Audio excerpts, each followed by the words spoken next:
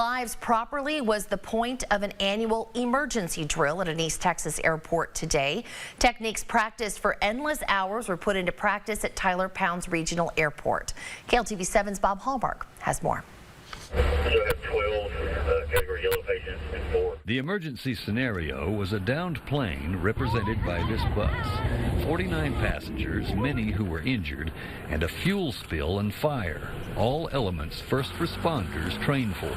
Generally, fire shows up first on something like this, and we set up command post and it's on scene real quick, probably within a minute or so. The point of the exercise is to evaluate the preparedness and capabilities of first responders, including airport personnel, along with fire and law enforcement, focusing first on life-saving. What, condition of people, triage situation.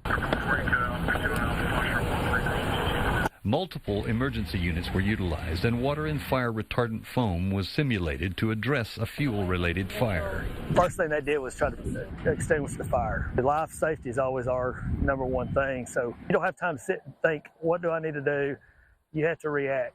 The challenge is precision and time, and making the right decisions based on priority. Everybody did well. The communication between the different agencies always is the important part. Until you actually get out here and put boots on the ground and actually go through the motions, it's hard to really get a good view of how it'll be.